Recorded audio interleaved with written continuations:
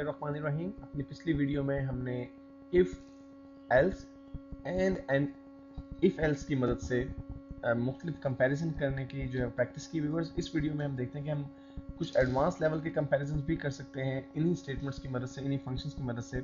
हमारे पास इस वक्त रिसेंटली वही डॉक्यूमेंट ओपन है जिसमें हम पहले काम कर रहे थे पिछली वीडियो में, और हम अपने ब्राउज़र में भी उसको व्यू कर सकते हैं। व्यूवर्स, मैं यहाँ पे कुछ एडिशनल कोड जनरेट कर रहा हूँ। उसके लिए मैंने कुछ कोड कॉपी किया हुआ है ताकि हमारे टाइम की बचत हो जाए, लेकिन उसके लिए पहले मैं एक BR टैग इंसर्ट कर देता हूँ ताकि कुछ स्पेस बन जाए, और मैं अपना स्टार्टिंग PHP कोड इंसर्ट करता हूँ और फिर डेफिनेटली क्लोजिंग PHP कोड, और उसके बाद यहाँ पे मैं कुछ कोड पेस्ट कर देता हूँ। व्यूअर्स, यहाँ पे मैंने ये कोड पेस्ट कर दिया है। ये पहले हम इसको डिस्कस कर लेते हैं। बेसिकली मैंने दो वेरिएबल्स डिक्लेयर किए हैं। एक वेरिएबल C है जिसकी वैल्यू 1 है, और दूसरा वेरिएबल D है जिसकी वैल्यू 20 है। और व्यूअर्स, उसके बाद मैंने इफ फंक्शन का दोबारा इस्तेमाल किया है, और इसके लिए बेसिकली आप यहाँ पे देखिए मैंने दो चीज़ों को कंपैरिजन किया है एक साथ। व्यूअर्स, पहले भी हम इफ फंक्शन का यूज़ कर चुके हैं जिसमें हमने ए का बी के साथ कंपैरिजन किया। यहाँ पर व्यूअर्स हम एक से ज़्यादा जो हमारे एक्सप्रेशंस हैं उनका हम कंपैरिजन कर रहे हैं। इन अदर वर्ड्स हम कह सकते हैं कि दो बूलियन फंक्शन हमने इंसर्ट कर दिए एक साथ। बेसिकली हम क्या रहे हैं, हम अपने PHP सर्वर से कह रहे हैं कि वो हमें ये बताए कि अगर A बड़ा हो B से, और दो मरतबा आपके पास जो एंड का साइन है, यहाँ पे आप इस एंड के साइन की जगह व्यूअर्स एंड भी लिख सकते हैं कैपिटल में। ये भी काम करेगा बिल्कुल उसी तरह से, लेकिन मैं आपको सजेस्ट करता हूँ कि आप ये एंड का सिंबल दो मरतबा जो है वो यूज करें बजाय वर्ड एंड यूज करने के।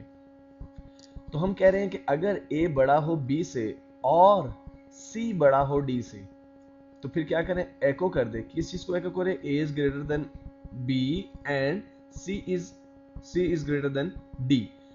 व्यूअर्स, ये फंक्शन उस वक्त काम करेगा अगर ये दोनों कंडीशंस ट्रू होंगी। अगर इनमें से एक भी कंडीशन फॉल्स होगी तो ये स्टेटमेंट जो है हमारे सामने नहीं आएगी, एको नहीं हो सकती। जैसा कि आप यहाँ पे देख रहे हैं, A की वैल्यू में जो है यहाँ पे 3 कर देता हूँ चेंज करके। अब अगर आप देखें तो हमारे इस फंक्शन में ना तो C D से बड़ा है क्योंकि C की वैल्यू 1 है और D की वैल्यू 20 है। मींस कि ये जो हमारा एक्सप्रेशन है ये तो ट्रू हो ही नहीं सकता। और दूसरी तरफ A और B की वैल्यू को अगर हम कंपैरिजन करें तो यहाँ पे भी आप देखें A की वैल्यू 3 है और B की वैल्यू 4 है। मींस A भी B से बड़ा नहीं है। दोनों वैल्यूज चूंकि दोनों एक्सप्रेशन ट्रू नहीं है, दोनों ही फॉल्स हैं, इसलिए ये जो एको हमने करवाया है इसे एको नहीं करेगा ब्राउजर। मैं इसे सेव करता हूँ और इस पेज को अपलोड करता हूँ। व्यूअर्स, देखिए मैंने जब इसे रिफ्रेश किया तो हमारे पास कोई रिजल्ट जनरेट नहीं हो रहा। उसकी वजह यह है कि अगर हम अपनी कोड का जायजा लें तो हमने यही कहा है कि हमारे दोनों स्टेटमेंट्स अगर ट्रू होंगी, यानी A B से बड़ा हो और C D से बड़ा हो, तो उस सूरत में आपने एको करना है ये स्टेटमेंट को। अब हम इस स्टेटमेंट को ट्रू करने के लिए मैं A की वैल्यू चेंज कर देता हूँ व्यूअर्स 5।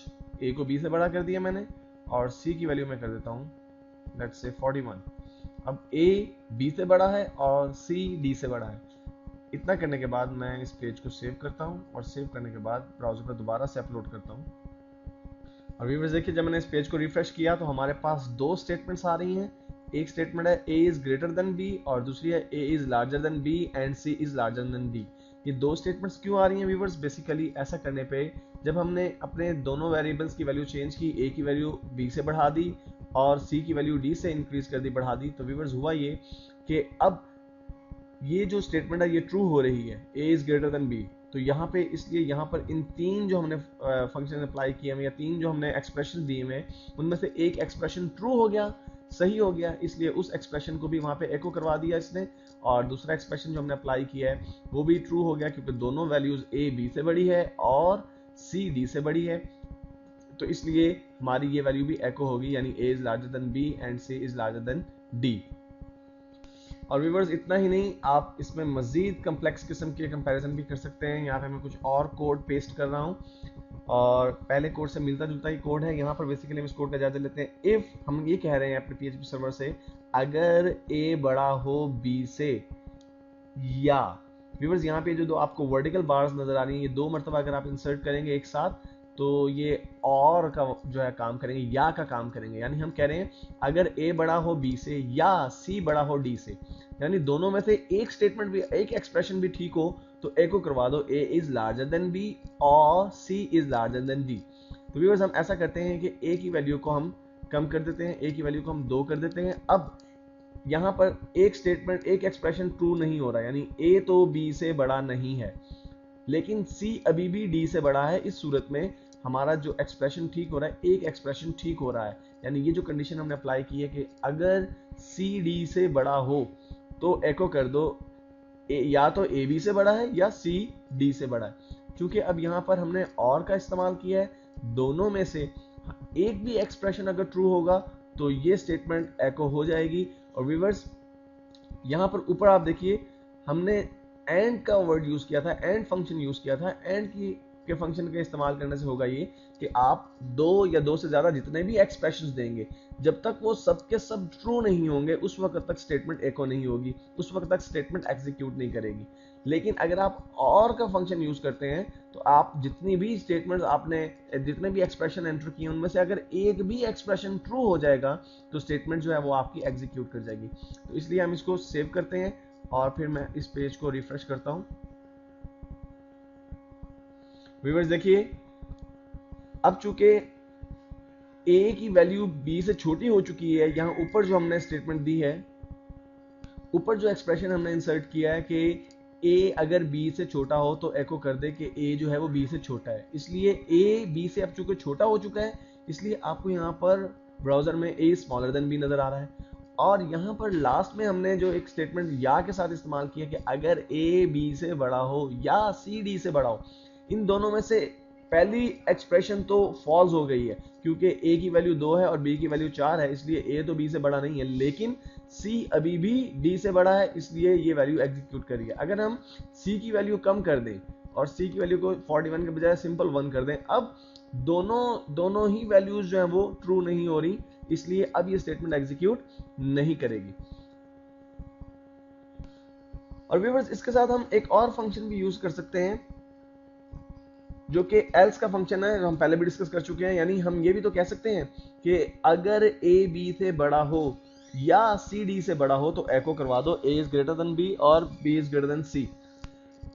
और साथ अगर हम एल्स का फंक्शन यूज कर लें और इनमें से अगर एक भी स्टेटमेंट ट्रू ना हो तो उस सूरत में ये स्टेटमेंट एको हो जाएगी। तो हम यूं ही करते हैं कि a की वैल्यू को हमने b से छोटा पहले ही कर दिया, हम c की वैल्यू को भी कम करके जो है वो 11 कर देते हैं। अब देखिए व्यूअर्स, a b से छोटा है और c d से छोटा है, तो यहाँ पर हमने जो if फंक्शन इंसर्ट किया है कि अगर a b से बड़ा हो या c d से बड़ा हो तो ये स्टेटमेंट एको कर दें, वरना ये स्टेटमेंट एको कर दें कि ना ही a b से बड़ा है ना ही c d से बड़ा है। व्यूअर्स इसको हम सेव करते हैं और सेव करने के बाद मैं इस पेज को जब रिफ्रेश करूंगा तो आप देखिए नीदर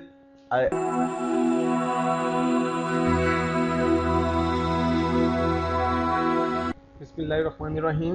व्यूअर्स अपनी पिछली वीडियो में हम लॉजिकल ऑपरेटर्स या लॉजिकल एक्सप्रेशंस को डिस्कस कर रहे थे, जिसमें हमने देखा कि हम एक वैल्यू को कंपेयर कर सकते हैं डिफरेंट वैल्यूज के साथ और फिर उसकी बेस पे कोई भी स्टेटमेंट को हम एको करवा सकते हैं। व्यूअर्स ऐसा भी तो हो सकता है कि आप एक वैल्यू को किसी वैल्यू से कंपेयर करें और फिर आपको बहुत ज़्यादा कंपैरिजन करने हो, तो उसके लिए if and if else statement के बजाय एक और तरीका भी है जिसे हम स्विच का नाम देते हैं। स्विच की मदद से भी हम बड़ी आसानी के साथ एक सिंगल वैल्यू को, लेकिन यहाँ पर हम ये बताना चलूँ कि एक वैल्यू को आप कंपेयर कर सकते हैं डिफरेंट वैल्यूज़ के साथ और फिर आप कोई भी वैल्यू एको करवा सकते हैं। यहाँ पर इस वक्त मेरे पास वही पेज जो है वो ओपन है जो हमने पिछली एक्सरसाइज में अपना जो है वो कंप्लीट किया था। व्यूअर्स मैं एक नया वर्क एरिया जनरेट करता हूं और नए वर्क एरिया की मदद से मैं आपको बताता हूं कि हम किस तरह से स्विचेस की मदद से भी यही स्टेटमेंट्स एको करवा सकते हैं। व्यूअर्स यहाँ पर मैंने एक बेसिक HTML फाइल का स्ट्रक्चर क्रिएट कर लिया है। अब व्यूअर्स सबसे पहले मुझे इसमें PHP का ओपनिंग टैग इंसर्ट करना है डेफिनेटली, और मैं व्यूअर्स एक वेरिएबल जनरेट करता हूँ और इस वेरिएबल को एक वैल्यू असाइन करता हूँ। मिसाल के तौर पे मैं एक वेरिएबल जो है वो क्रिएट करता हूँ, वेरिएबल a, और उसकी वैल्यू में असाइन करता हूँ व्यूअर्स 3।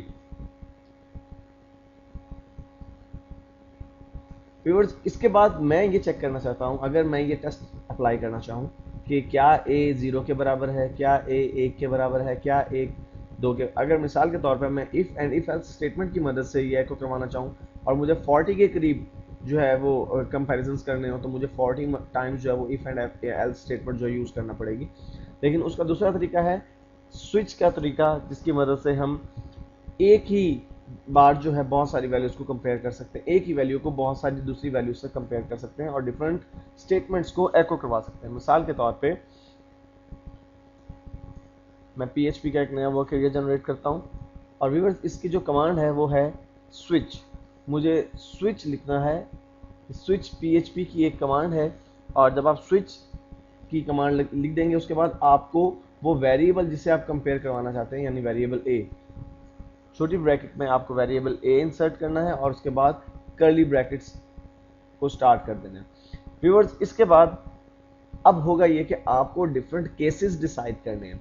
मिसाल के तौर पे अगर आप चाहते हो कि ये वैल्यू a जो है अगर 0 के बराबर है तो क्या लिखा हुआ है, अगर a की वैल्यू 1 के बराबर है तो क्या लिखा हुआ है, a की वैल्यू 2 के बराबर है तो क्या लिखा हुआ है, अगर a की वैल्यू 0, 1 या 2 किसी के भी बराबर नहीं है तो क्या लिखा हुआ है। तो व्यूअर्स उसके लिए हम केसेस का इस्तेमाल करते हैं। केस भी एक कमांड है PHP की। मसलन सबसे पहले हम केस 0 का इस्तेमाल करते हैं, केस 0, और इसके बाद व्यूअर्स मुझे कॉलन इंसर्ट सेमी कॉलन के बजाय कॉलन इंसर्ट करना है और फिर मुझे वो स्टेटमेंट देनी है जो कि मैं डिस्प्ले करवाना चाहता हूं। अगर a जो वेरिएबल a है इसकी वैल्यू 0 के बराबर हो तो मैं चाहूंगा कि यहां पर डिस्प्ले हो जाए एको a is equal to 0।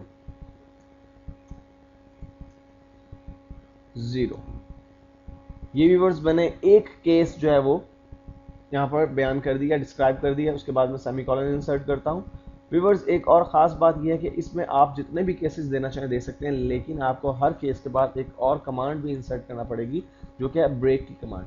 Break की कमांड बेसिकली आप इसलिए इंसर्ट करते हैं ताकि जब बेसिकली होगा यूं कि PHP इसको शुरू से टेस्ट करना शुरू करेगी, केस 0 से टेस्ट करना शुरू करेगी। फर्ज कीजिए कि अगर वेरिएबल a की वैल्यू 0 ही है, इस सूरत में व्यूअर्स अगर वैल्यू 0 है तो पहले ही केस में जो है वो जाहिर सी बात है कि हमारी स्टेटमेंट जो है बूलियन फंक्शन जो है वो ट्रू हो जाएगा और उस सूरत में वह हमारे पास एको हो जाएगा a इज इक्वल टू 0। तो फिर अगर पहले ही स्टेटमेंट ट्रू हो गई है तो फिर बाकी स्टेटमेंट्स को रीड ना करे, बाकी स्टेटमेंट को प्रोसीड ना करे, एग्जीक्यूट करने की कोशिश ना करे PHP, इसलिए हम ब्रेक की कमांड इंसर्ट कर देते हैं। सॉरी मैं यहाँ पे सेमीकोलन इंसर्ट करना भूल गया। उसके बाद व्यूअर्स हमारा ये पहला केस इंसर्ट हो चुका है। उसके बाद हम केस 0 के बाद हम केस 1 को जो है यहाँ पर इंसर्ट करते हैं, echo a is equal to 1। Viewers basically इस केस में हमने ये कहा है कि अगर वेरिएबल a 1 के बराबर हो तो यहाँ पर एको कर दें कि ये 1 के बराबर है। इसके बाद पहले ही की तरह हम ब्रेक की कमांड इंसर्ट करेंगे। उसके बाद केस 2 में मैं ये बेसिकली कह रहा हूं PHP से कि अगर हमारा वेरिएबल a 2 के बराबर हो तो एको करवा दो। क्या एको करवा दो कि a इज इक्वल टू 2। और व्यूअर्स ये भी तो हो सकता है, ये इसके बाद मैं ब्रेक की कमांड इंसर्ट करता हूं कि जो हमारा वेरिएबल है इसकी वैल्यू ना 0 है, ना 1 है, ना 2 है। तो उस सूरत में फिर हमें क्या करना है, उस सूरत में व्यूअर्स हम डिफॉल्ट वैल्यू इंसर्ट कर देंगे कि अगर इनमें से कोई भी वैल्यू ट्रू ना हो तो फिर उस सूरत में डिफॉल्ट की जो फंक्शन है, डिफॉल्ट की जो कमांड है वो हम इंसर्ट करेंगे। डिफॉल्ट और डिफॉल्ट कह के हम कहते हैं जी एको करवा दो, एको a इज नो 0 1 और 2। और इसके बाद व्यूअर्स मैं सेमीकोलन इंसर्ट करता हूं। उसके बाद मुझे जो कर्ली ब्रैकेट मैंने ऑन की थी, स्टार्ट की थी, उसको मैंने ऑफ करना है, क्लोज करना है।